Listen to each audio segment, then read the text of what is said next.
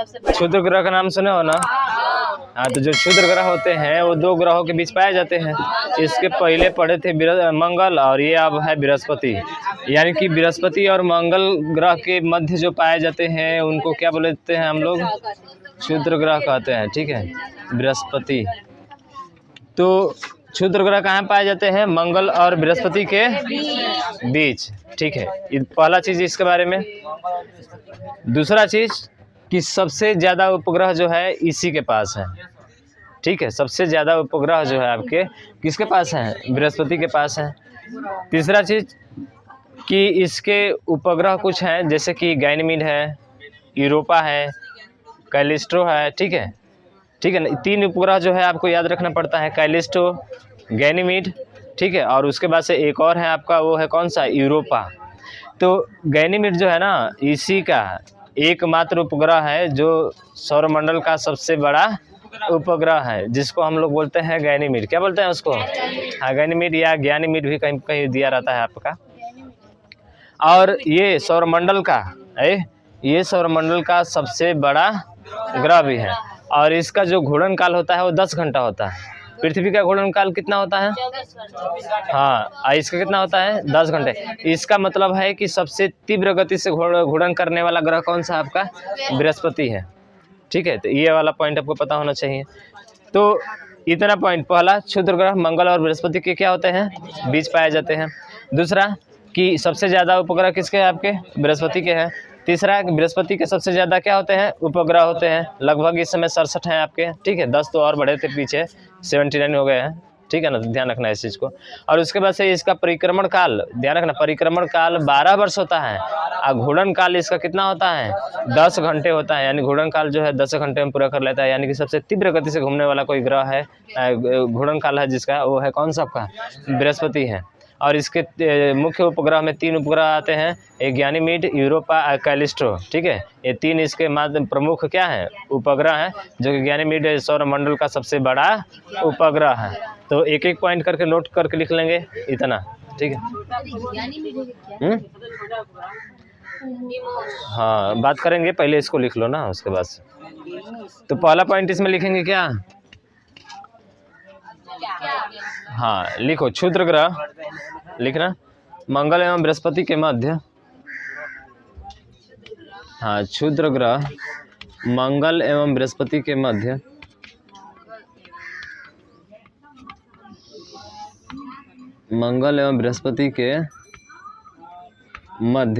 क्षुद्र ग्रह मंगल एवं बृहस्पति के मध्य परिक्रमण करते हैं।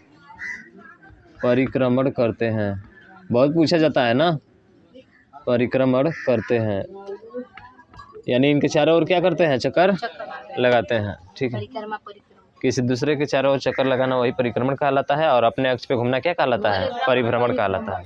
ठीक, सबसे बड़ा उपग्रह बृहस्पति ही है, सबसे बड़ा उपग्रह, हाँ सॉरी, ग्रह है। ठीक है, और उसके बाद से सबसे बड़ा ग्रह हो गया।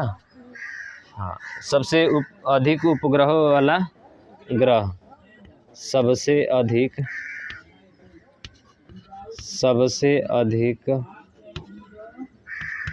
उपग्रहों वाला ग्रह, सबसे अधिक उपग्रहों वाला ग्रह हो जाएगा। इसके प्रमुख उपग्रह कौन कौन से हैं? गैनीमीड। ठीक है, गैनीमीड, कैलिस्ट्रो और यूरोपा। और गैनीमीड जो है इस क्या है? सौरमंडल का सबसे बड़ा उपग्रह कौन सा है? सबसे बड़ा उपग्रह वो है कौन सा? गैनीमीड, वो आपका गैनीमीड है। ठीक है, हाँ, यूरोपा है, यूरोपा। ठीक है, हाँ। और सबसे तीव्र घूर्णन गति वाला ग्रह भी कौन सा होगा? यही, सबसे तीव्र घूर्णन वाला ग्रह, सबसे तीव्र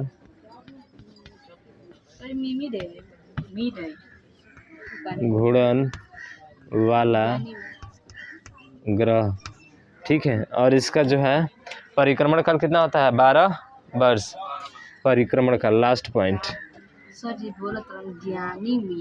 परिक्रमण जो है कितना है इसका? 12 वर्ष। यानी कि ये जो चक्कर लगाता है सूर्य का कितने में लगाता है? 12 वर्ष में लगाता है, ठीक है। तो 12 वर्ष, इतना पॉइंट आपको बृहस्पति के बारे में पता होना चाहिए। हाँ, इसके उपग्रह कितने हैं आपके? 67 हैं, ठीक है। इसके प्रमुख उपग्रह अगर बात किया जाए तो 67 हैं आपके, 67 ध्यान रखेंगे एनसीईआरटी के हिसाब से, ठीक है। और ऐसे तो 10 और बढ़ गए तो कितने हो गए पूरे? 79 हो जाएंगे। 13 की 12 बढ़े थे, ऐसे 12 बढ़े थे, 77। चलो 67 याद रखना एनसीईआरटी के हिसाब से, ठीक है ना, बस।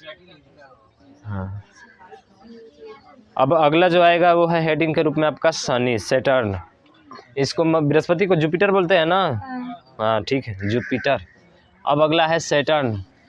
सैटर्न माने शनि, तो शनि के बारे में ध्यान रखेंगे। शनि, सैटर्न, सैटर्न माने होता है शनि। शनि क्या है? तो सौर मंडल का है। शनि को कौन से ग्रह के नाम से जानते हैं? किस ऐसे क्या इसका कलर में कौन सा होता है? हाँ नहीं काला नहीं, पीला होता है, ठीक है।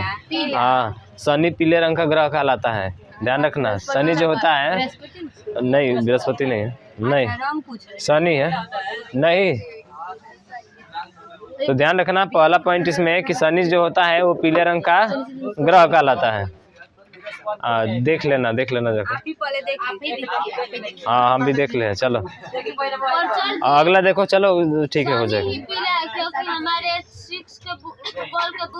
हाँ जी, वही दिया है। अगला देखो, शनि अंतिम ग्रह है। शनि जो है कौन सा है आपका? अंतिम ग्रह है। और किसके हिसाब से अंतिम ग्रह है? हाँ ध्यान रखना, शनि जो है आपका अंतिम ग्रह है, जिसे आप नग्न आंखों से क्या कर सकते हैं? देख सकते हैं। हाँ, उसे देखा जा सकता है, ठीक है।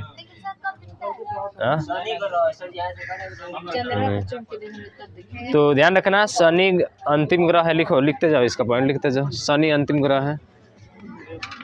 शनि अंतिम ग्रह है जिसे नग्न आंखों से देखा जा सकता है। नग्न मतलब सर नग्न खुली आंखों से। तो कौन बंद आंखों से देखता है? जब आंखों से देखा जा सकता है,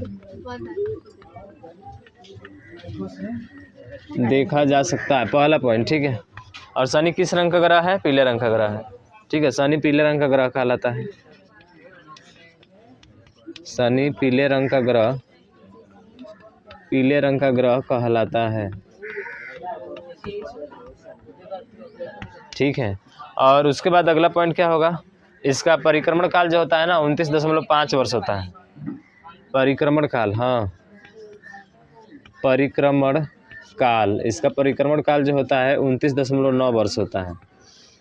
29.9 वर्ष इसका क्या होता है? परिक्रमण काल होता है, ठीक है। ये जो है दूसरा तीव्र गति घूर्णन करने वाला ग्रह है। दूसरा तीव्र गति से घूर्णन करने वाला ग्रह।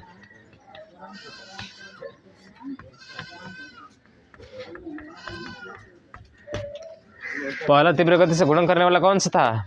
बृहस्पति। दूसरा कौन सा हो जाएगा? शनि हो जाएगा, ठीक।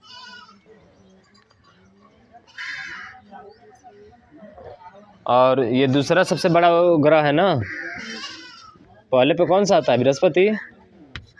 दूसरा सबसे बड़ा ग्रह है, बड़ा ग्रह। पहले पे बृहस्पति है सबसे बड़ा ग्रह, और दूसरा पे कौन सा आता है? शनि आता है, ठीक है। तो ध्यान रखेंगे, दूसरा सबसे बड़ा ग्रह तथा सूर्य से 6वें स्थान पर स्थित है। सूर्य से कितने स्थान पे है?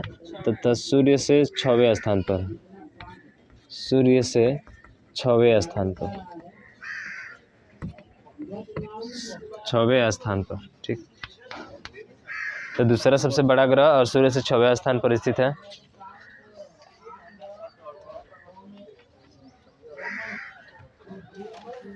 शनि का घनत्व तो क्या होता है? सबसे कम होता है, इसीलिए इसको हम लोग क्या बोलते हैं?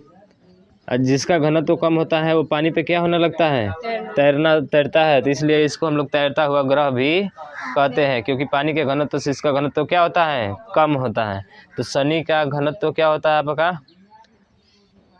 सबसे कम होता है, ठीक है। हाँ, क्या बोल रहे थे? अच्छा, सबसे कम होता है, इसलिए इसे तैरता हुआ ग्रह भी कहते हैं। तैरता हुआ ग्रह कहा जाता है। तो तैरता हुआ ग्रह किसे कहा जाता है? शनि को कहा जाता है, ठीक। किसके कारण? इसके घनत्व के कम होने के कारण, ठीक है।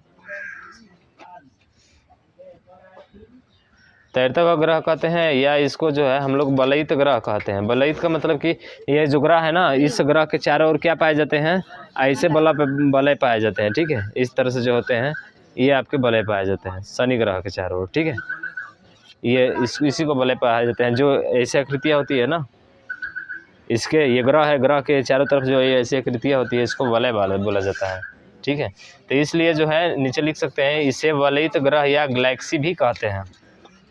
इसे वलयित ग्रह या क्या कहते हैं? गैलेक्सी भी कहते हैं। तो अगला पॉइंट, इसे वलयित ग्रह या गैलेक्सी भी कहते हैं। गैलेक्सी भी कहते हैं। इसी के कारण, घनत्व के ही कारण इसके चारों ओर बलय पाए जाते हैं, इसलिए इसको वलयित ग्रह भी कहा जाता है, ठीक है। हाँ, बृहस्पति तो पहला ऐसा था जिसके पास ज़्यादा उपग्रह हैं, लेकिन शनि दूसरा आपका हो जाएगा। इसके जो उपग्रह है ना, वो आपके 62 उपग्रह हैं। कितने उपग्रह हैं इसके? 62। तो 62 से ध्यान रखेंगे कि इसके जो उपग्रह है ना, वो कितने हैं आपके? 62 है। 62, यानी कि दूसरा सबसे बड़ा उपग्रह वाला ग्रह हो जाएगा, ठीक ना। बस, हाँ, इसके प्रमुख उपग्रह भी कुछ दिए गए हैं आपके, ठीक है। हाँ, टाइटन नाम सुने हो ना? हाँ, लिख लो। हाँ, टाइटन, फोबेरिया, टेथिस, मीमांसा, यही है ना। हाँ, इसके प्रमुख उपग्रह लिख लो। इसके प्रमुख उपग्रह, ये मिटा देना, लिख लो। इसके प्रमुख उपग्रह, इसका लास्ट पॉइंट है। इसके प्रमुख उपग्रह टाइटन एक शायद पिक्चर भी आया था ना जी, टाइटन, फोबेरिया टेथिस, फोबेरिया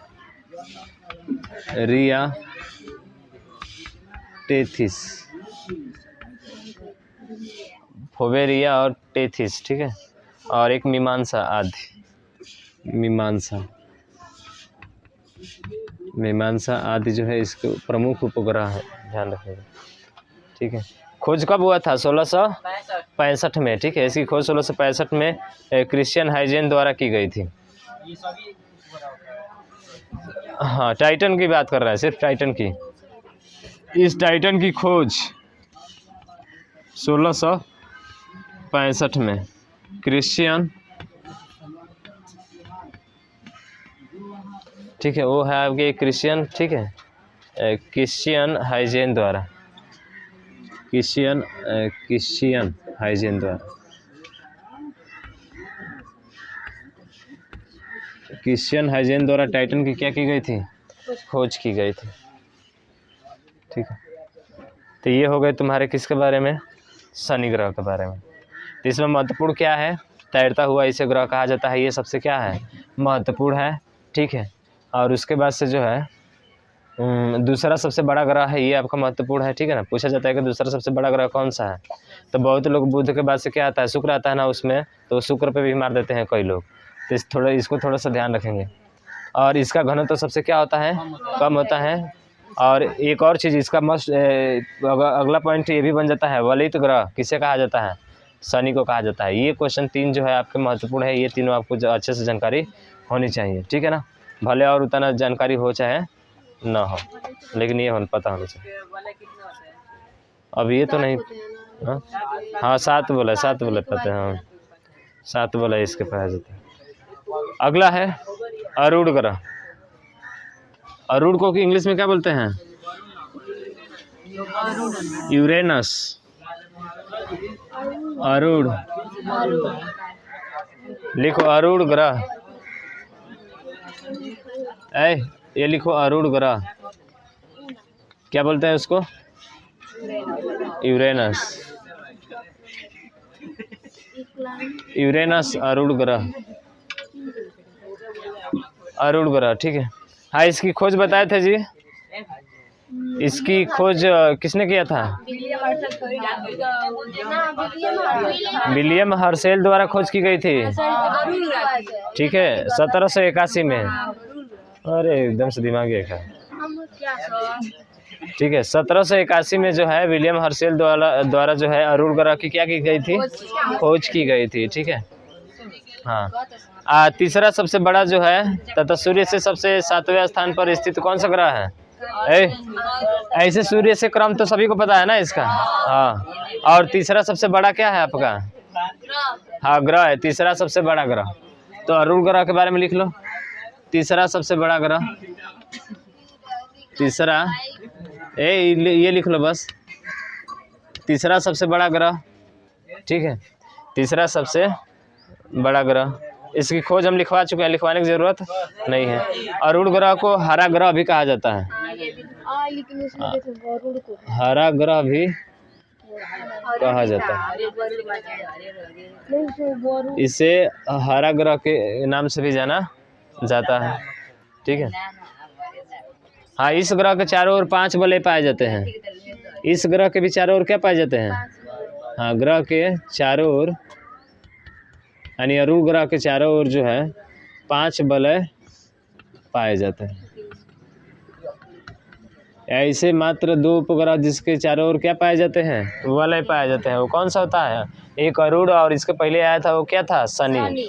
2 जो ग्रह के जो है पाए जाते हैं। हाँ, यही एक ग्रह है अरूढ़, और एक शुक्र था ना, कि पूरब से पश्चिम की ओर क्या करते हैं? चक्कर लगाते हैं। यानी कि अगर चक्कर की बात की जाए तो पूर्व से, हाँ, पूर्व से पश्चिम की ओर चक्कर लगाता है। इसलिए सूर्योदय कहाँ होता है? पूर्व से पश्चिम में क्या करता है? चक्कर लगाता है। इसलिए यहाँ पे सूर्योदय पश्चिम में होता है। बताए थे ना, अरूढ़ और शुक्र 2 ऐसे उपग्रह ग्रह हैं जो घड़ी की दिशा में चक्कर लगाते हैं, यानी पूरब से पश्चिम की तरफ। इसलिए सूर्योदय यहाँ पे क्या होता है? पश्चिम में होता है, और सूर्योदय सूर्यास्त पूरब में होता है, उल्टा होता है यहाँ पे, ठीक है।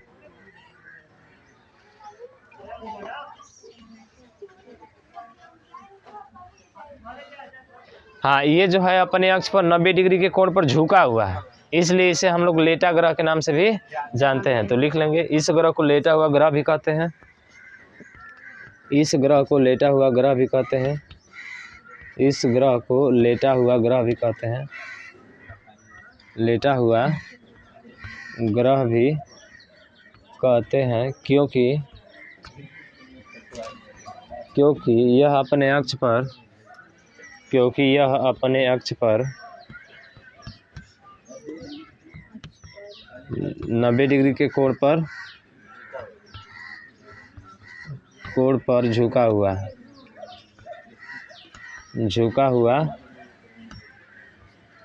है, ठीक है, झुका हुआ है।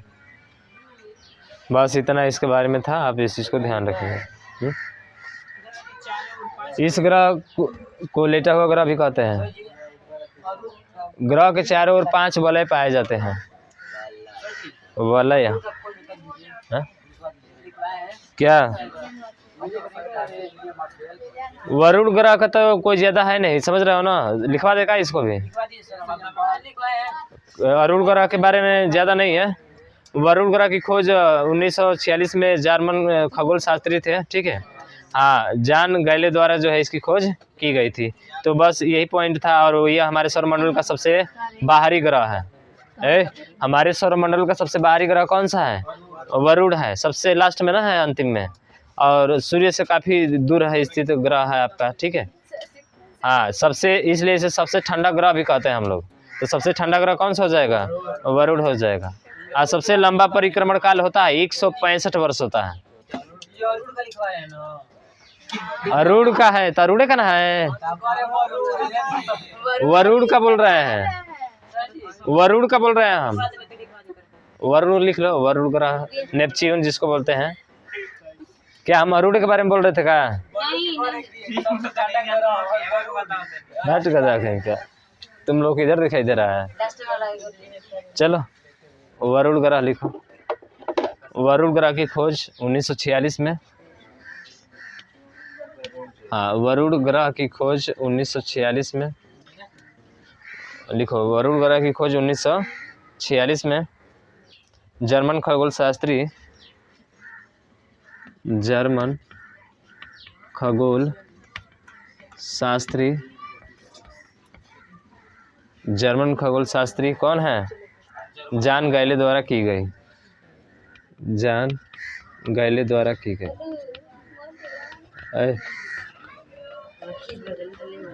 जान गैले द्वारा की गई। और इसी ग्रह को हम लोग ठंडा ग्रह भी कहते हैं, ठीक है। तो हमारे सौरमंडल का सबसे बाहरी ग्रह भी है, हमारे सौरमंडल का सबसे बाहरी ग्रह, हमारे सौरमंडल का सबसे बाहरी ग्रह, बाहरी ग्रह। तो हमारे सौरमंडल का सबसे बाहरी ग्रह कौन सा हो जाएगा? वरुण ग्रह हो जाएगा। और सबसे ठंडा ग्रह है, सबसे ठंडा ग्रह, और परिक्रमण काल इसका जो होता है 165 वर्ष होता है। परिक्रमण काल, परिक्रमण काल 165 वर्ष, ठीक है, इसका परिक्रमण काल होता है। और इसके 14 उपग्रह हैं, बड़ा पूछा जाता है ये ना। हाँ, इसके जो है 14 उपग्रह,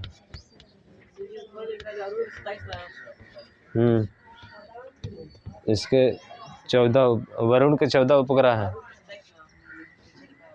हाँ, चलो ये हो गया, आपकी पूरा ग्रह खत्म हो गया। एक प्लूटो बचा है, जो कि उसको बेचारे को क्या कर दिए? साइलेंट को, वहाँ साइलेंट नहीं हुई बल्कि हटा दिए वहाँ से। उछल कूद जो है कर रहा था बहुत ज़्यादा। और वैसे भी जानते हो, जो उछल कूद करता है उसको हटाना ही सही होता है, ठीक है। चाहे कोचिंग में पढ़े या चाहे सौरमंडल में जो है इधर उधर उछल कूद करे। जो अनुशासन होता है उसके तहत चलना पड़ता है। उस अनुशासन के तहत भी हिल जाओगे तो कोई नहीं रखेगा तुम्हें, समझ रहे हो ना। हाँ, प्लूटो जो था, जिसको यम भी बोलते हैं, इसको कुबेर के भी नाम से हम लोग जानते हैं। इसे बौना ग्रह भी कहा जाता है, आपका पता है ना सभी को। हाँ, 24 अगस्त 2006 को इसको जो है क्या कर दिया गया? हाँ, इसे ग्रहों की श्रेणी से बाहर कर दिया गया।